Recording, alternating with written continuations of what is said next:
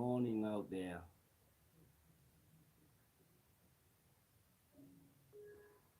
Good morning.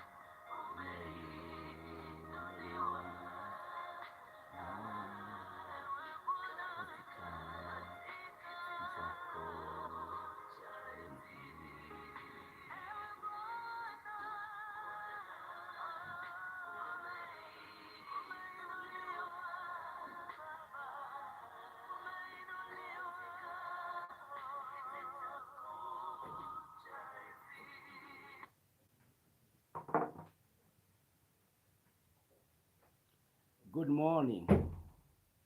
Bwana Yesu asifiwe. Karibuni this morning. Welcome on board by the grace of God.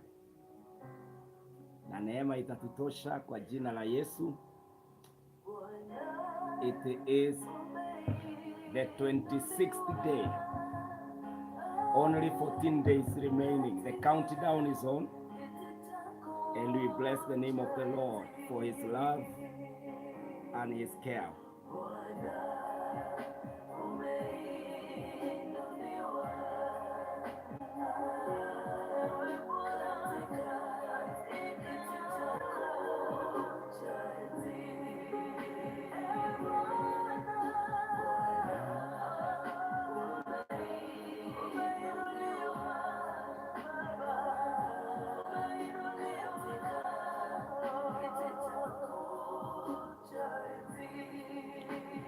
Hallelujah.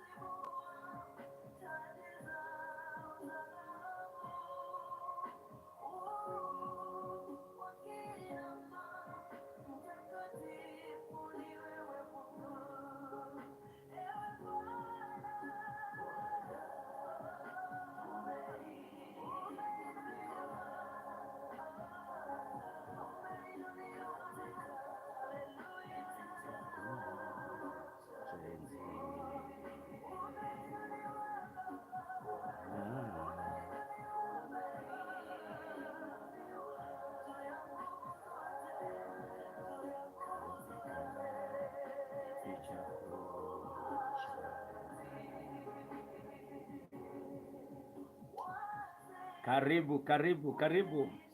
And kindly, being a new day, may the Lord prepare you for this prayer moment when we give our praise and all glory unto our God, when we commit the new week to the Lord and call upon the name of the Lord, even to bless us in the name of Jesus. So I welcome each one of us here. Karibu sana, na ili tukaweze kuomba pamoja. Kindly help me to share this. Help me to share this praying moment. Let somebody know that we are in prayer.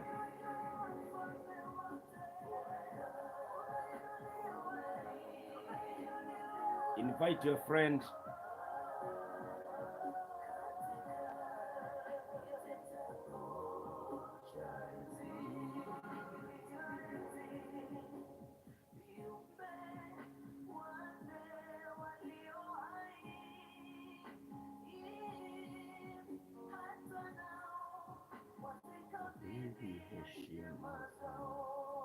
Help me to share this kindly.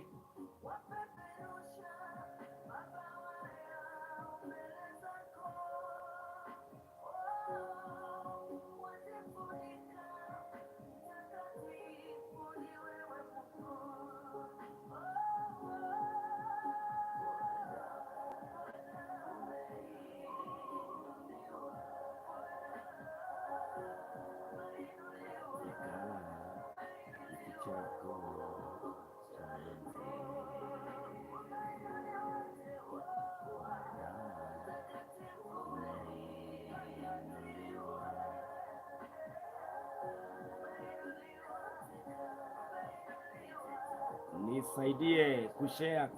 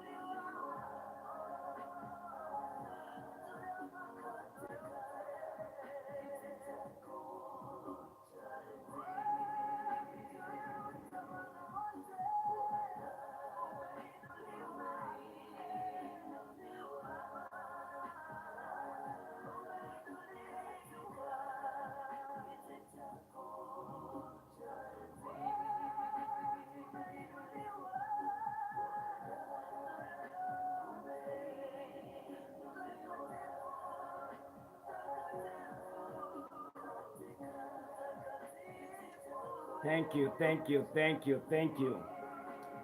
Hallelujah. Good morning. Edward Joseph, shalom. You are saying you are tuned on YouTube and ready to pray. We will pray, Edward.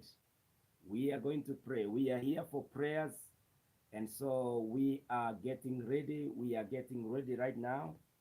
And my request is that we become a blessing to someone else. Grace Shiko, karibu. Susan Wanjiro, karibu.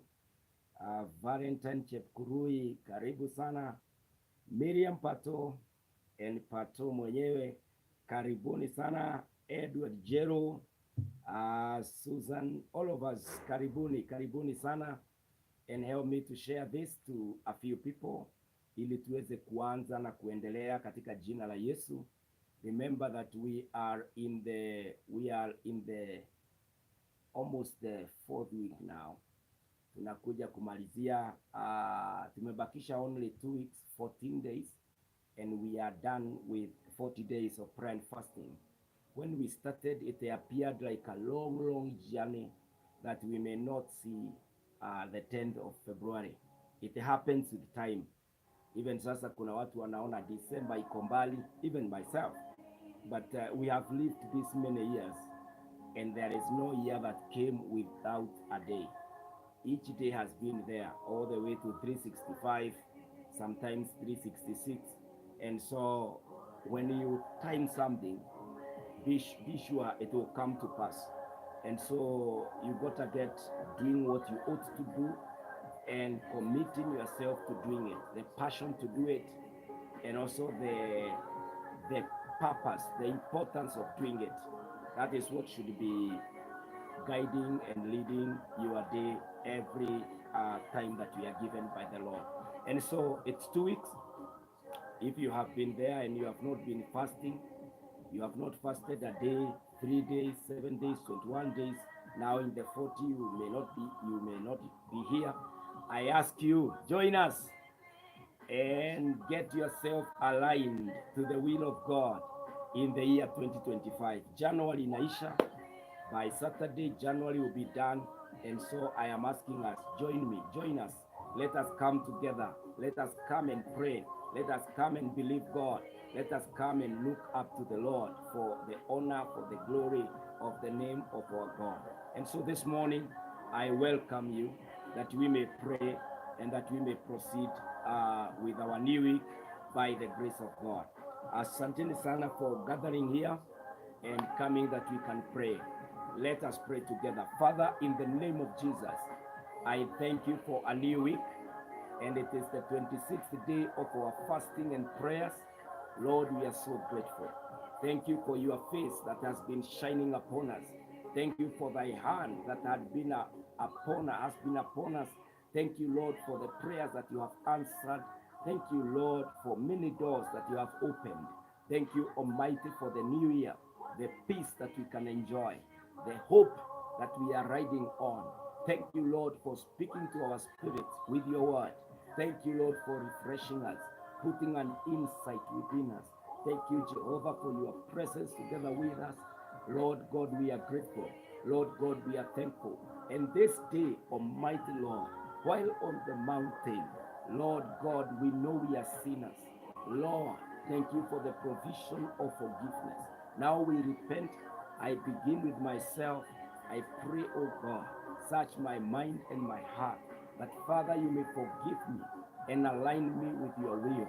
I pray that the precious blood of Jesus that washes away sins, it can wash me this morning and make me ready to meet with you on your mountain in the name of Jesus and receive the blessings from my Father.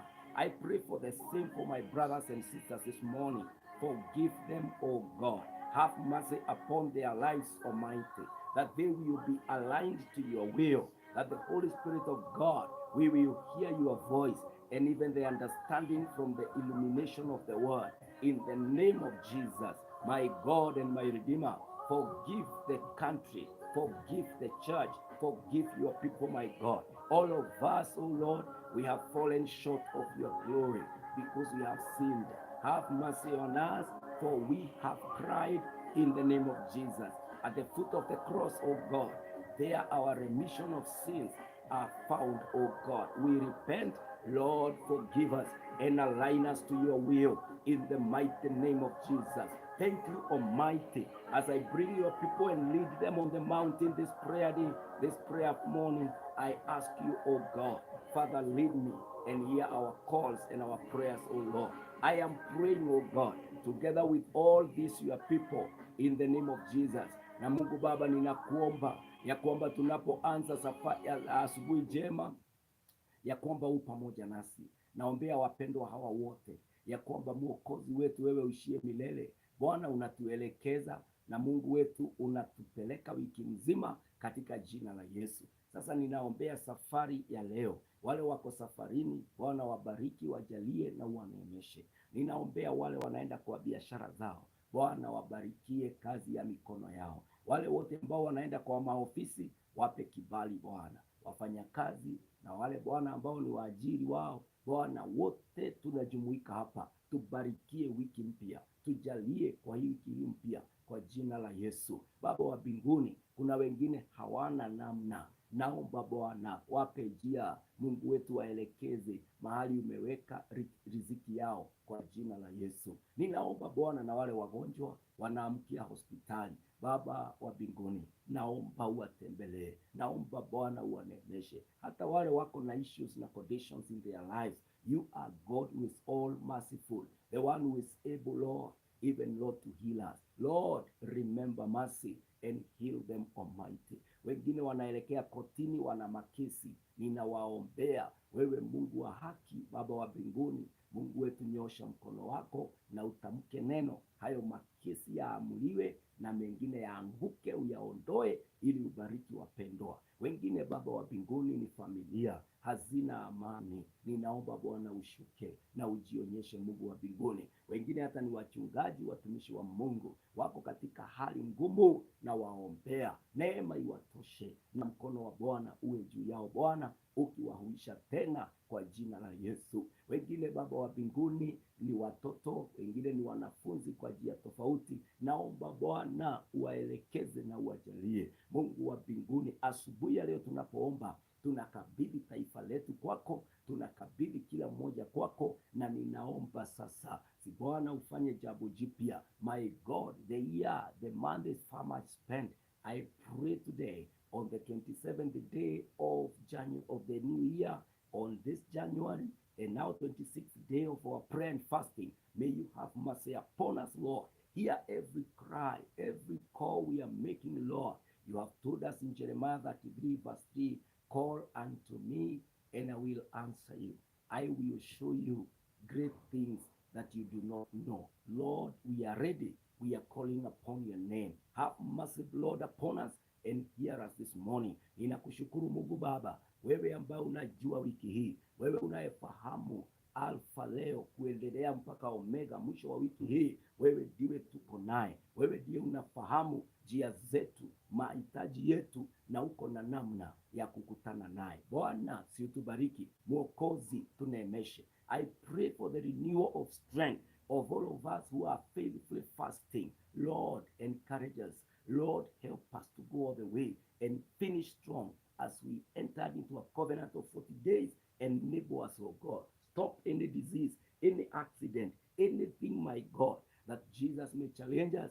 Lord, we pray, shield us, protect us from the harm of the enemy. Wale wengine watajiunga nasi leo, Baba wabariki na uwajalie na usikie maombi yetu. Tunakushukuru, tunakuheshimu, ninainua jina lako na ninatukuza wewe pekee. Baba umetosha, wewe ndiye Mungu Baba wa mbinguni, wewe ndiye tunayetumainia, wewe ndiye tunaaminia, wewe ndiye Bwana, tunahitaji msaada wako. Tubariki, tujalie, tuneemeshe asubuhi njema, na mkono wako wa kuume uwe juu yetu. Naomba nikiamini hata wakati huu utatunenea ukitutia nguvu, na ni katika jina lilo na nguvu, jina lenye mamlaka, jina la ushindi, kwa jina la Yesu ninaomba na ninaamini nikishukuru. Amen, amen, amen, amen, amen. Hallelujah. Karibuni wapendwa, in the name of Jesus, even as we pray together, as we believe God together, na ili wiki hii jipya, wiki hii mpya, tukapate baraka ya Bwana, in the name of Jesus. Welcome on board. We want to command our week. We want to commit the new week to the Lord and believe God for better week, fruitful week, na wiki ya ushindi katika jina la Yesu.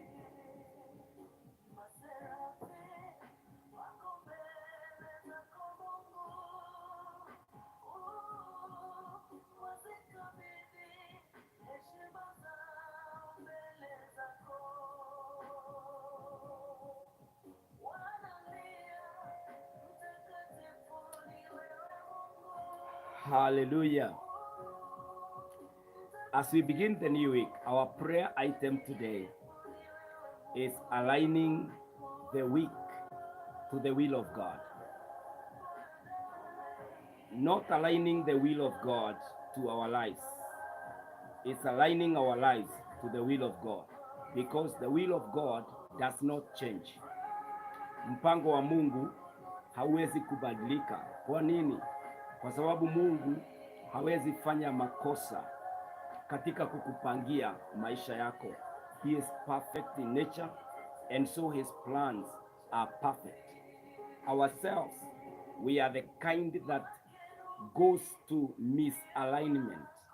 Ukipeleka gari garage, wheels zake zinakuanga aligned kwa sababu ziko na misalignment, zinarudishwa vizuri, ili hata when you hold the steering wheel, hata ukiachilia kidogo haitakuwa inavutwa, haitaenda upande, because the wheels, the car has been done wheels alignment. Now sisi ndio huwa tunaondokea mpango wa Mungu kwa sababu ya njia moja au nyingine. Ya kwanza ni dhambi, ya pili ni kwa sababu sisi ni wanadamu, we are limited, na lazima we depend on God. When you go off the line, if you do not come back, each day you keep going away, and so sometimes you are far away that you cannot see. And let me put this in an illustration form. Wakati unaondokea gari, tuseme umeenda kwa ground, umepaki gari, the further you walk away from the car, the smaller the car becomes. As you move further, kuna mahali utafika na hata ile gari hautaiona tena, itaenda ikiwa dogo. But in the reality, gari si dogo. It is the distance between you and the car that is making your eyes, or whatever it is, kama unapita the bushes, mabode, hata utafika mahali hautaiona tena kwa sababu kuna kitu kimeificha. The distance inakuwa mbali sana. And I was given this illustration by someone who said that his son alimuuliza, "Daddy, why is the plane, what is the size of the plane, because it is so small?" Kijana alikuwa anafungua nyumba yao, ndege ikipita anaangalia juu, anaona ndege ikiwa kadogo, the plane ikiwa very small. Sasa anashangaa ati iko na watu ndani, ama imebeba, vile watu wanasema ati imebeba mizigo mingi na mikubwa. So akauliza dadi yake, "How big is the plane?" And so the father preserved or kept that question. Hakujibu, alimwambia tutaona. So one day they went to the airport, na akakumbusha kijana yake, akamuuliza, "Uliniuliza what is the size of the plane?" Akamuuliza ni kwa nini? The son said, "Because it is so small." So they were allowed to enter into the airport. Walipoingia, akamuonyesha ndege sasa, the size ya ndege wakikaribia. Naye akamuuliza, sasa akauliza kijana, "What is the size of the plane?" And the boy said, "So big, so massive. Even you can't get into the plane without a lander. It is so high, it's so long, it is big." And so the father told the son, "The plane is the size of your distance to it. The closer you are to it, the bigger, the long, the high is the plane. When it takes off and it is in the skies and you are here, then it is so small." And so the distance determines the size of an item or an object. Wapendwa, the further you go away from God, the smaller your God becomes. The closer you come to your God, the bigger, the better, the powerful is your God. Na ndio maana maandiko inasema, "Draw near to God and he will draw near to you."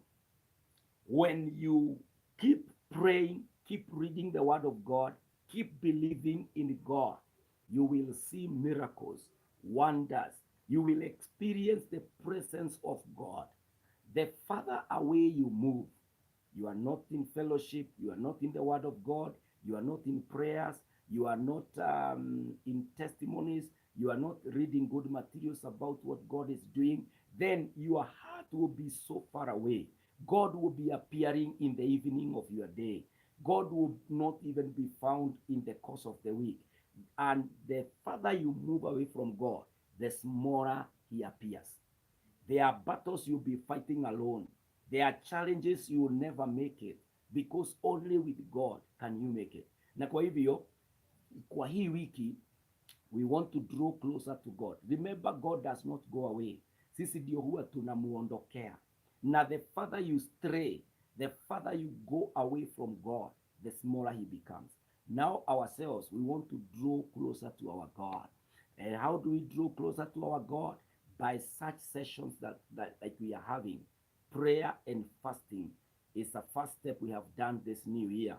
Tumekuwa katika siku za maombi, tulianza tarehe 2 na leo ni tarehe 27. Kwa hivyo tumekuwa kwa huu mlima siku 26. Mungu akiwa mwaminifu, Mungu akiwa wa baraka, ametuinua. The kind of fasting that we have been doing is the fasting that we call partial vegetable or Daniel's fast. And in this fasting, you take vegetables, you take fruit, and you take privileges. And the grace has been sufficient. Na wale ambao ni wagonjwa, pengine daktari wako amekufahamisha that the kind of medication he has prescribed requires that you take it with food. Nimekuwa nikiwaambia, be faithful to your doctor. Take food and take your tablet, take your medicine. But make sure also that you are very present at the place of prayer. Because praying is not committing suicide to the body. No. Prayer, why we fast, is to disadvantage the flesh in terms of the body will not have full capacity to interfere and disrupt your commitment to prayer. So whenever I feel hungry, I am reminded that I am in a covenant. I am in a journey of prayer and fasting. So for me, during this season, wakati ninatamani hata a certain kind of food, I am reminded that the reason why I am not taking that food is because I am in a journey, in a commitment to pray. I am intentional. I am deliberate in a certain manner. That is to take over year 2025 and receive all the blessings that is meant for me in this season by the grace of God. And so this morning, I am challenging each one of us as we get on board. Wale ambao hamjafunga, we still have 14 days to go. Kwa hivyo ninawaomba kwa jina la Yesu mukaweze kujiunga na sisi, hata kama ni 3 days, 7 days, or even the whole of the 14 days. Huwezi kufa kama unachukua boga, unachukua matunda na unakunywa maji na chai and you are healthy, you will be able to make it, my brother. Utakuta ya kwamba utaamuka usiku na unaweza kuomba a certain time.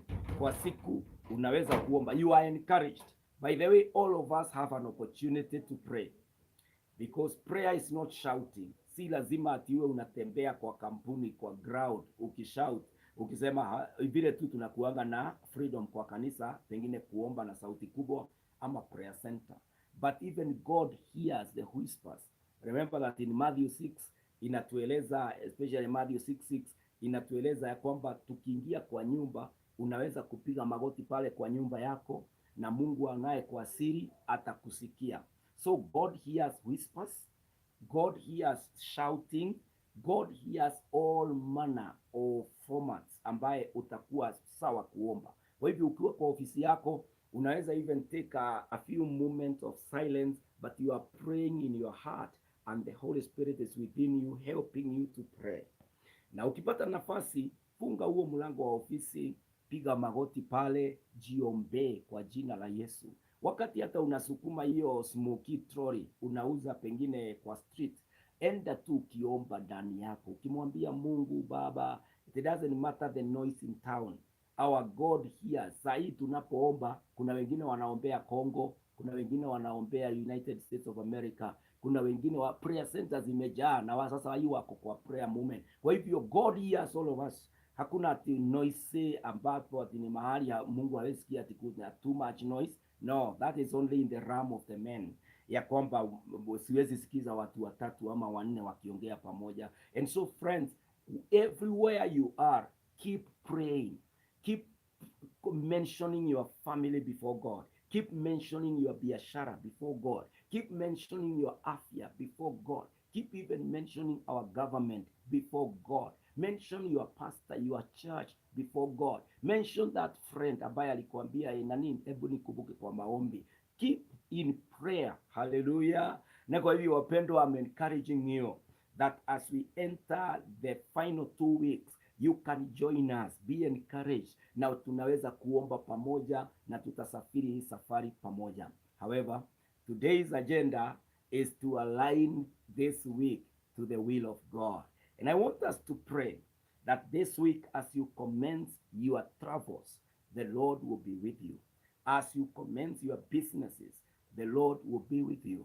As you start praying, the Lord will be with you. So we are starting this journey together ili tukaweze kuombea wiki yetu isiwe na sarakasi, isiwe na majuto, lakini Mungu aenende nasi. I want to read a scripture here in the book of Isaiah 43 verse 18 to verse 19. And this is what I want to say before I read it. The past week's disappointment, the disappointment you have, don't allow it to come and destroy your new week. Isaiah 43 verse 18. The Bible says, forget the former things. Do not dwell on the past. See, I am doing a new thing. Now it springs up. Do you not perceive it? I am making a new way in the wilderness and streams in the wasteland. Forget the former things. Do not dwell on the past. See, I am doing a new thing. Now it springs up. Do you not perceive it?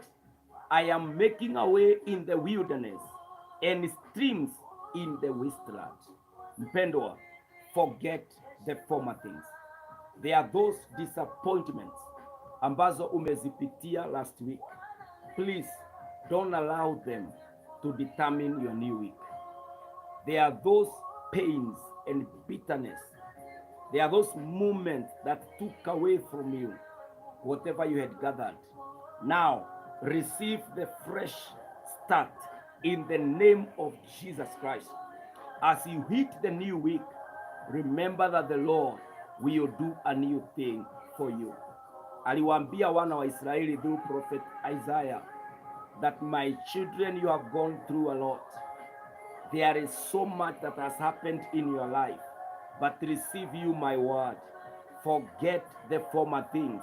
Do not dwell on the past. See, I am doing a new thing.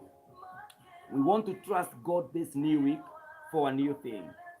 That we shall move, we shall disconnect with the past, and we are plugged and connected to the new thing in the new week. Remember, you have never lived this Monday, 27th January 2025. No one has ever been here. So it is a new day. Kila mmoja wetu under the sun anaona Monday hii mara ya kwanza. Hata wale wazee kutuliko, wale wako 90 years, in their 90 years, today has never been. Sisi wote tunaianza pamoja. Believe in this God who has brought you to this brand new day, brand new week. Ya kwamba he is God. He is faithful to his word. And his word is for our encouragement and for our understanding of God in our realm. I am praying today that you shall take God at his word and believe, Lord, you can do a new thing in my life. I am a pastor. I am believing God for a new thing this week in the name of Jesus. You are a businessman, businesswoman. You are a career man, career woman. At whatever level you are in, whether you are here, you are abroad, you are employed, or you are an employer, I want to encourage you, man and woman of God, that God will do a new thing in your life. Mungu atafanya jambo jipya, na haijalishi umekunywa hayo madawa for how long, haijalishi ni nini limetendeka katika maisha yako, ya kwamba there are patterns that keep replaying in your life.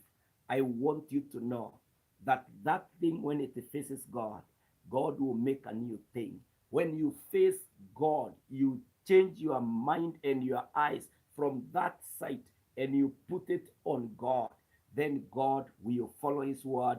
Isaiah 43 verses 18 through 19, a new thing God will do. Father, in the name of Jesus, I pray that in this new week, a new thing you will do. My God, I pray, open our eyes to perceive it, that God, you are making ways, even you are causing springs in the wilderness to happen. Naomba Baba wa mbinguni, wapendwa, yale mapito wamepita juma ambalo lilipita yasisumbue wiki hii kwa jina la Yesu. Naomba Bwana, yale mengi walio makali ya maisha walio wakabili, Baba, ninaomba katika wiki hii, there is no expectation of the past week trying to come and overtake and mix up this new week. We are praying for a brand new week in the hands of God. Father, this new thing that you have told us you will do, we pray, oh God, favor us, oh God. Do a new thing of blessing,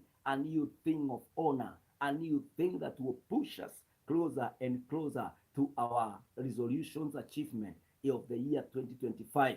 In the name of Jesus, Baba wa mbinguni, naomba, let your word come to pass even in our lives this morning. In Jesus' name we pray and we claim it. Hallelujah.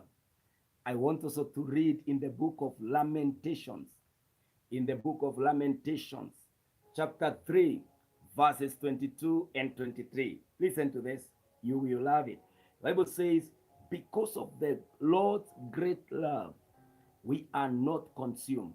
Because of the Lord's great love, we are not consumed. For his compassions never fail. They are new every morning. Great is your faithfulness. Because of the Lord's great love, we are not consumed. For his compassions never fail. They are new every morning. Great is your faithfulness. Amen. Hallelujah. Glory to God. Because of the Lord's great love, we are not consumed. For his compassions never fail. They are new every morning. Great is your faithfulness, oh God. Some of us are so guilty. Some of us, we are terming ourselves as failures, as a bunch of disappointments. You feel that you have even disappointed yourself. I want to encourage you today. Because of Lord's great love, we are not destroyed. The reason why you are alive today, yet you are the one who have suffered and done those things that you are ashamed, broken about. I want to encourage you today that the compassions of God never fail. Hata kama ulijaribu last week haikuwa, ukajaribu kutembea kwa njia za Bwana, and you can feel within yourself that you have disappointed the Lord, the compassions of God. This is what the scripture is telling us, that the compassions of God never fail. They are new every morning, and great is the faithfulness of our God. Every morning, the compassions of God never fail. The great love of God makes us enjoy the compassions of God. The great love. God loves us. In this love, you find it also in John 3:16. I know all of us who had a privilege to go to Sunday school and we have our Bibles. We have memorized this scripture. John 3:16. For God so loved the world that he gave his only begotten Son, that whoever believes in him will not perish, but have everlasting life. For God so loved the world. So Jeremiah says, because of the, remember I'm quoting Lamentations 3, 22 to 23. Because of the Lord's great love, we are not consumed, for his compassions never fail. They are new every morning. Great is your faithfulness. Hallelujah. Because of the Lord's great love, we are not consumed, for his compassions never fail. As you start your week, as you start the agendas of the week, as you write your diary and update it, as you set alarms, as you book those appointments, be encouraged that the compassions of God will not fail. You just keep praying over your appointments. Keep praying over your engagements. As you enter into those agreement contracts, believe God that this God will be with you, that he will bless your labor. He will give you favor in that assignment. You will deliver it on time. Hata kama umechelewa, utaomba for an extension na ombi lako litakubalika. The compassions of God are new every morning. Great is the faithfulness of our God. His love is from everlasting to everlasting. God is love. And I pray that this can touch, can hit your soul, that you will be encouraged, that there is compassions of God. Why we repent, why we come and tell God, have mercy on us, we are sorry, we have gone astray, is because we know the nature of our God. Because of God's great love, we are not consumed, and his compassions never fail. They are new every morning, and great is the faithfulness of our God. Hallelujah. May the Lord help you. May the Lord help us. May the Lord favor you. May the Lord favor me, that we will enjoy and we shall be in the compassions of God that never fail. Our Lord and our Father, you are the Lord who is full of love, and your compassions never fail. My God, I pray this morning that you may have mercy upon your children. Many of them, many of us are guilty. My God, we are looking at what we have done. We are looking at what we did, what we said, and we are feeling broken. We are feeling that we have disappointed you, Lord. Father, we pray that in your love, you may have mercy upon us. Your compassions, they never fail. And Lord, you have told us that they are new every morning. Oh God, we pray, have mercy upon your people. Help us to start a new week by faith in the Lord, that our God who loves us will bring us through. May your compassions be effected in our lives in the name of Jesus. Bring to pass your word in the name of Jesus, even in our lives. Tusaidie Baba, ya kwamba what we have done will not be used against us, either to bring us down, or either, Lord, to reject us or to qualify why they will do what they want to do to us. Mungu Baba wa mbinguni, tuhurumie, intervene in our situations. Get us, oh God, to that planned program from heaven for us in the name of Jehovah God. And walk with us, oh Lord, upholding us with your righteous right hand and carrying us to where you want us to be in the name of Jesus. This morning, Lord, we came to claim Monday, claim Tuesday, Wednesday, Thursday, Friday, and Saturday.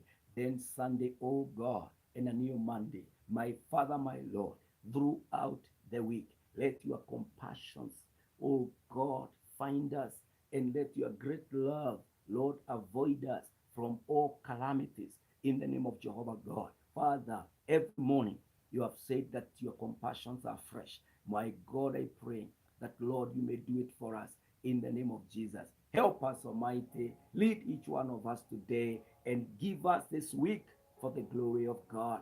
Bless us. In the name of Jesus we pray. Amen. Amen. Amen. Bwana atubariki wapendwa, tunapomtazamia Bwana na tunapomwaminia Mungu mambo mengi na mambo makubwa katika maisha yetu. Mungu ni mwaminifu, atazidi kututendea, atazidi kuwa pamoja nasi. I love what Apostle Paul tells the church in Corinth. about their status, their state. You know, sometimes we feel disappointed even about ourselves. Sometimes we want to walk away. We don't want to hear, we don't want to be back to the Lord because you feel dirty. You feel like the Lord is not doing enough in your life. Now you want to try other things. And the scripture says in 2 Corinthians 5:17, therefore, if anyone is in Christ, the new creation has come. The old has gone, the new is here. Therefore, if anyone is in Christ, the new creation has come. The old has gone, the new is here. If anyone is in Christ, the new creation has come. Remain in Christ. Let everything that surrounds you, let everything that happens find you in the state of being in Christ. Remain in Christ himself. You are a new creation. You are a new person. You belong to the Lord. You are a daughter of the kingdom. You are a son of the kingdom. And when you are a son of the kingdom, you have a right of access to everything that is your father's. And so you can access this. Jeremiah 29:11, the Bible says, for I know the plans I have for you. You who is a new creation, you who is a child of God now, these are the privileges that you enjoy as a child of God. Jeremiah 29:11. The Bible says, for I know the plans I have for you, declares the Lord. Plans to prosper you and not to harm you. Plans to give you hope and a future. Hallelujah. For I know. It is now you yourself approaching our God the Father, and our God the Father is telling you, my son, I want you to know something, that mimi niko na mpango wako. Wewe usiye na shida, mimi baba yako niko na mpango. Na ule mpango niko naye ni kwamba utamaliza shule, ni kwamba hiyo nyumba tulianza itamalizika, ni kwamba naenda kuongea na fulani kwa sababu visa yako lazima iwe imetoka by this time. When your father is speaking about the plans he has for you, you can only remain encouraged. You can only love your father because he is so responsible. And this is who our God is. He is telling us, musiwe na shaka, musiwe na tashwishwi yoyote, musiubayubishwe na upepo hapa na pale. Hapana, I know the plans I have for you. I have your plan of life. Niko na mpango wa maisha yako katika mkono wangu. Mimi nakupanga. And because of my great love, tumesoma in Lamentation chapter 3, you will not be consumed. In Isaiah 43, where we read that I am doing a new thing. Hallelujah. And now a new thing is matching a new creation. Hallelujah. Now our Father says to us in Jeremiah 29:11, for I know the plans I have for you, declares the Lord. Plans to prosper you and not to harm you. Plans to give you hope and a future. You know the Israelites, when Prophet Jeremiah was giving this prophecy, they were so desperate. They thought that they will remain forever captives, exiles, slaves, people who are ruled upon. They will remain at that lower level of living in foreign land, of never calling anywhere home, having no identity. But the Lord comes to them and says, I know the plans I have for you. That after even this captivity of 70 years in Babylon, you will go home. I have plans to prosper you and not to harm you. You will not forever remain in that condition. Wengine wetu wako na cancer, magonjwa chronic, and you feel like you are in a life sentence. I want to let you know that the word of God is the same to all of us. So Jeremiah 29:11 is your portion, mom. Mzee, mahali ulipo, this is also your word, that God has plans to prosper you and not to harm you, that God has plans to give you hope and a future. Your tomorrow is there. Mami, hata kama umelazwa hospitali na mtoto, hata kama unampatia medication nyumbani ya hayo magonjwa, believe God of Jeremiah 29:11. For I know the plans I have for you, declares the Lord. Plans to prosper you in this new week. Be encouraged. There will come prosperity in your life, and harm will be taken away. Believe God that you will have hope and you will enjoy your future by the grace of this God. Hallelujah. As you start your new week, know that God has better plans. Mungu yuko na mpango, na si ile mambo hapa tuna shida tukiambiwa niko na mpango sijui nini. God is the one who is saying, I have a plan for you, and God is faithful. Scripture ilituambia, Lamentation chapter 3 verse 23, because of God's great love we are not consumed, for his compassions never fails.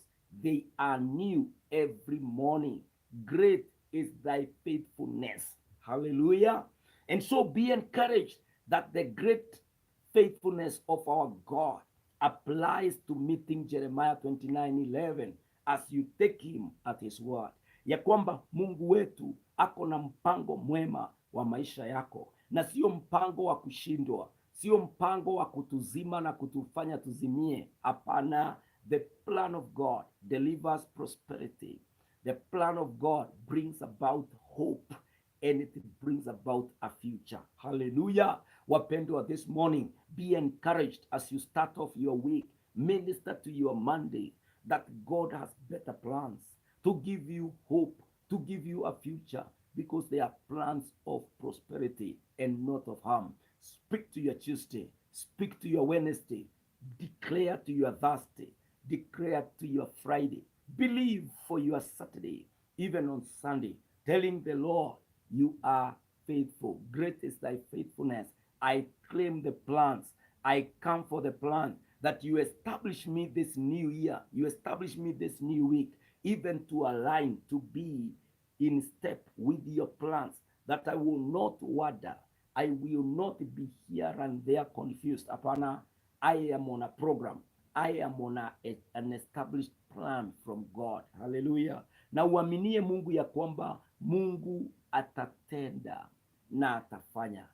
Apostle Paul, why he was very effective wakati alifanya ijiri na akafanya agenda aliyopewa na Mungu ya kufikia the Gentiles na kupeleka neno. The Bible says in Philippians chapter 1 and verse 6, being confident of this, Philippians 1:6, being confident of this, that he who began a good work in you will carry it on to completion until the day of Christ.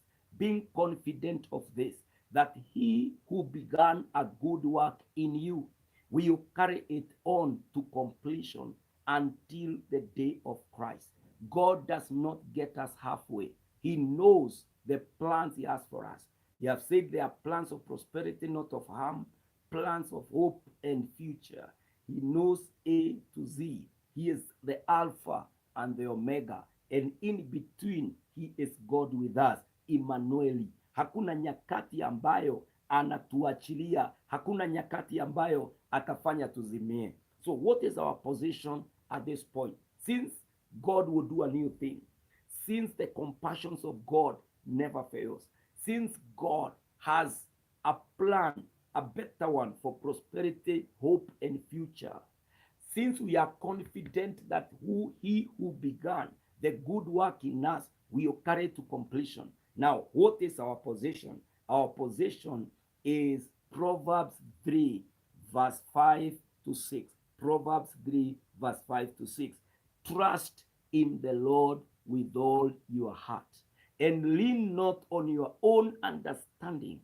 In all your ways submit to him, and he will make your paths straight. That is now the action point. That is where you come in after being convinced, after hearing God say, behold, I'm doing a new thing.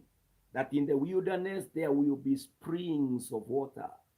That I know the plans I have for you. That great is my faithfulness.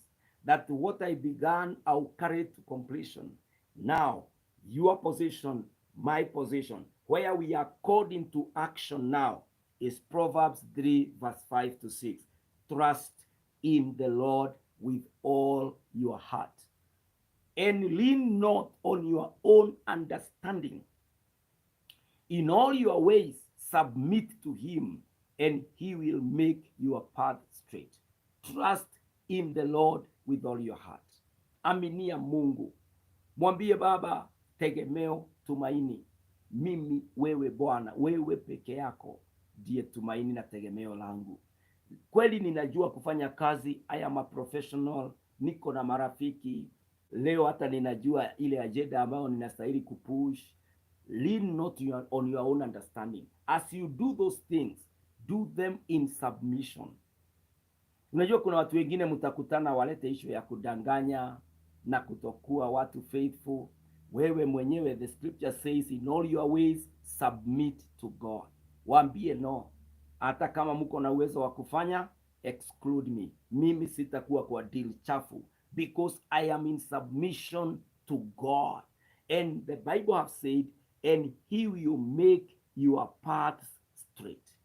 Na yeye atafanya uweze kutembea katika njia ambayo amekufanyia. Ataweza kukuinua. Wengine watapita njia za kando. Maybe mtu anataka kujenga nyumba kwa njia za kando. Wewe huenda utapita njia inaonekana ndefu, but at the end of the day utajenga hiyo nyumba, kwa sababu sio nguvu, sio mamlaka yako. Submission means I cease from my power, I cease from my authority, and I submit to your authority and power. Our God does not run out of ideas. Our God will bring to pass what he has purposed in your life, in the name of Jesus. Na tuombe. Baba wa mbinguni, katika jina la Yesu, napeana wapendwa mikononi mwako. Naomba Monday is for our success. Tuesday is for our success. Wednesday is for our success. Thursday is for our success. Friday is for our success. Saturday is for our success. And Sunday is for our success. My God, I pray that the whole week, this new week, as we pray, we will pray according to your will. Lord, as we work, we shall serve. We shall do that work in the leading, in the revelation of our God. I pray, Jehovah Almighty, as we receive calls, as we travel, whatever it is we will do in this new week, we have committed it to you, Almighty. I pray with all the women who are here praying and believing God in this new week. Come through for them in the name of Jehovah God. All the men, my God, I commit them to you, Jesus, as they go through the week's schedules. My God, bless them and give them victory and success and great outcome in the name of Jehovah God. Naomba Bwana, hata taifa letu wiki hii, wacha tusikie habari njema. Ongoza serikali, viongozi, ongoza kanisa la taifa hili, ongoza wapendwa wote katika njia tofauti. In this new week, oh God, as our children goes to school, they are blessed, they are excellent, and my God, your eyes are on them, and even your hand is upon them. In the name of Jehovah God, we bless our businesses, we bless our offices, we bless our states. In the name of Jehovah God. Baba wa mbinguni, ninaomba wiki hii tupe wiki ya baraka, wiki ya neema, na wiki imejawa na kibali cha Bwana. Asante kwa neno lako asubuhi. Now Lord, we commit ourselves to you. We pray that you may fight all our battles. Grant us the victory in the name of Jesus Christ. Tuinue kiwango kingine cha utukufu, utuheshimishe na Bwana wa mbinguni. At the end of this week, tukiangalia nyuma, tuone vile Baba mengi yametendeka kwa baraka na neema ya Bwana. Ni asanti Yesu, ni asanti Mwokozi, ni asanti kibilio, kwa maana umetenda na utatutendea. Nimekabidhi yote mikononi mwako. Wale wamefunga nasi, wape neema na uhuishe. Wale wataanza watajiunga nasi, Baba wainue, wasikie na uwajibu kwa jina la Yesu. Mwaka wa 2025, every day is commanded by God. We surrender to your will, Lord. Lead us to the places of victory. May we identify with achievement and favor and the grace of God. In the name of Jesus. Ni asante Yesu, ni asante Mwokozi. Thank you for that hour of intercession and taking over the whole week. In the name of Jesus. We are blessed and we are grateful. Bariki wapendwa, enenda na wao. Neema yako iwatoshe na uso wako Bwana ungae juu yao. This is our humble prayer. In Jesus' name we pray and we take over the entire week for victory, for success, for prosperity, and for future and hope from the hand of our God. In Jesus' name we pray. Amen, amen, amen, amen. Wapendwa, Mungu wabariki sana na neema iwatoshe. This is Pastor Kinyanjui Joseph. I am leading us for 40 days morning session, 1 hour each morning, 6 to 7. We are on a journey of 40 days of prayer and fasting.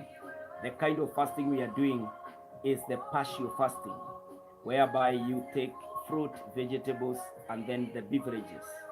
You stay away from starch, proteins, and such.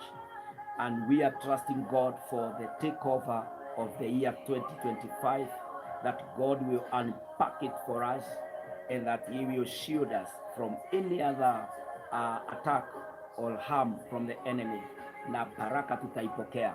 Na kwa hivyo kama unajiunga nasi, we are remaining with 2 weeks, 14 days. Unaweza jiunga nasi na Mungu atakubariki na atasikia maombi yako in the name of Jesus. So may the Lord bless you. Tomorrow is another day. We will meet the same place, the same time, by the grace of God. Si baraka ya Bwana iwe pamoja nanyi, na mkono wa Mungu uwaelekeze katika wiki hii mpya, na neema iwatoshe. If you would want to reach out to me, maybe for prayers or for any other reason, unaweza kupata namba yangu ikiwa pindi pale na Mr. Edward Jeru, 0725743631, na Mungu atakubariki, atakunemesha. Have a great day, a great week. Let's meet tomorrow, God willing. Shalom and God bless you. Amen.